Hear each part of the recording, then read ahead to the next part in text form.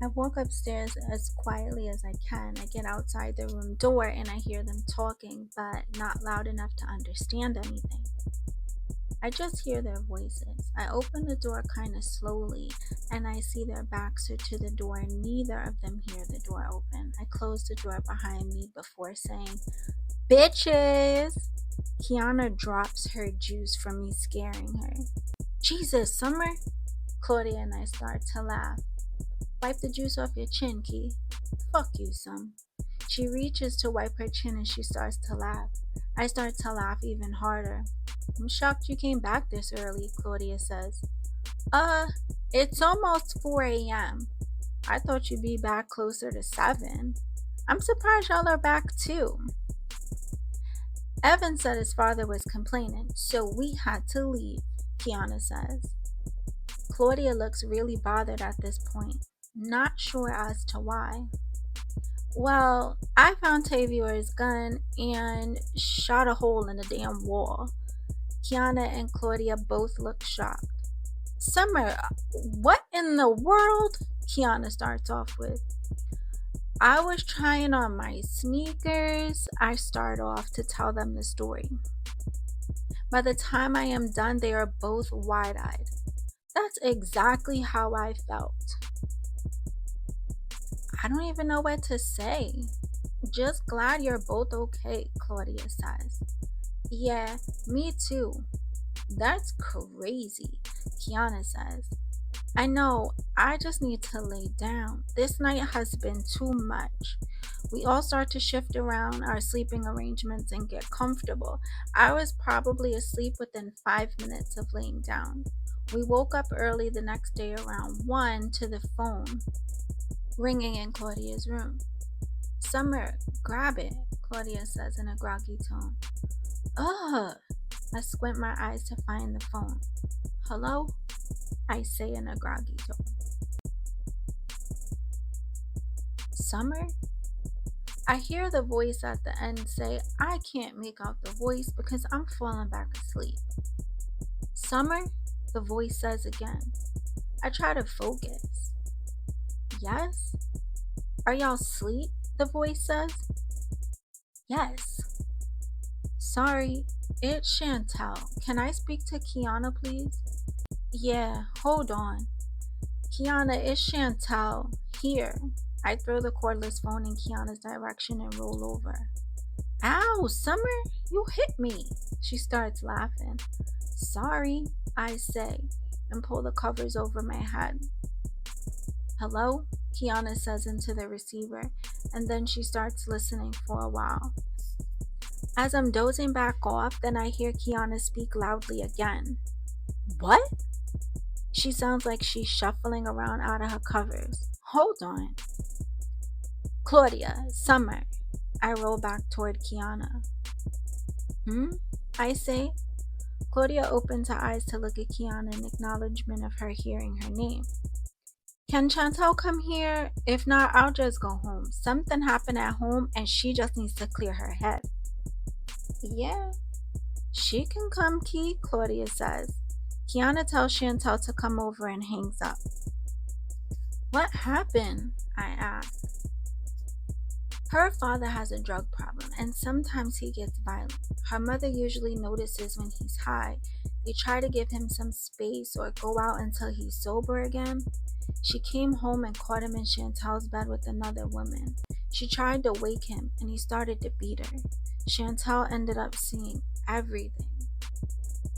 "Whoa," I reply. "She will explain more when she gets here." "Shit, there's more to explain?" "I don't really feel bad for her," Claudia says. Kiana and I both just look at her. "She's so judgy, like her life is perfect. And look," she continues and shrugs. "Yeah, I get that, but I can't imagine dealing with a parent with a drug habit and then to be violent," I say. "I don't feel bad. I don't care," Claudia says. I look shocked because regardless of how we fight, usually doesn't matter. We are like sisters. We fight and get back. We have been distant from Chantel due to her judgment towards us or assumed judgment. Kara, we haven't seen as much, but mostly because she's just into her own thing. Chantel took a cab over to Claudia's and probably got there about an hour after the phone call. The doorbell rings and Claudia looks out the window. Key, your friend here. Be nice, I say and shake my head. Kiana rolls her eyes and gets up to go let Chantel in. Claudia sucks her teeth. I let her come over. I am being nice. Girl, stop. Don't do her no half-ass favors. Why are you trying to save a hoe now? Because it's not that serious. Everyone isn't going to like or agree with everything we do. Hell, we may not even agree. But at the end of the day, we are all still friends. You got jumped, Summer. Yeah, because Brittany and Penny are assholes. Chantel didn't set me up or help them jump me. I left because we got into an argument, but I left and they jumped me. Claudia just stays quiet. Sometimes you gotta let shit go. She clearly needs us, I say. She asked to speak to Kiana. Girl, stop. She's closer to Kiana, so what? She is still here, about to tell all of us what happened. Before Claudia could speak, the door to the room opens and Kiana and Chantel walk in. Hey, Chantel says, still sounding shaken up. Hey, Chantel, I say. I start to move the blankets off the floor where we were sleeping so that she could walk by and have a seat. Claudia doesn't really look her way for a minute and Kiana shakes her head. Hey, Chantel, Claudia says while she's folding her blankets. Hey, thank you for letting me come over. I just really needed to clear my head. I know we haven't been in the best shape lately, but you guys are my best friends. I am sorry if I made you feel away. Either of you. Tears start to form in her eyes. Of course, her beginning to cry made me feel bad. I already forgave her. She didn't know, but I did. But I know it's not her fault. You have nothing to apologize to me for, Chantel. We are good, girl, I say. They jumped you, Summer. Because they're pussy, not because we got into an argument. She wipes her eyes. I'm so shaken up. I just don't want to be on bad terms with anyone. She looks over at Claudia, and Claudia doesn't say anything at first. I just felt like you judged me, and without any understanding. But I realize we won't always agree with each other, but we are friends. You don't have to thank me. You're welcome here. Thank you. There's a little bit of silence in the room, and then Chantel starts to cry. Kiana goes closer to hug her, and Chantel starts to break down more and begins talking. So we came home from shopping. I was in the living room taking out my clothes. My mom ran upstairs to her room and she noticed my door was a little open. She said she walked in and saw my dad asleep in my bed with some woman. We all gasp. My eyes get wide. Chantel sighs and continues. I came upstairs to grab something out of my room. I don't even remember what I went up there for. I walked in and my mother was standing in a state of shock. I said, Dad? He popped up. When he popped up, he started scrambling. Then his eyes focused. He saw me standing there. He saw the girl asleep. She started to roll over. I saw the drugs on my dresser. Then he started blaming my mom for me seeing everything, saying she knew not to bring me home. She's saying no, she didn't, and she's sorry. And when we were going to leave, I looked so confused because she was so passive. She starts to break down even more. Everyone has a genuine look of concern on their faces. You could take your time or stop, I say.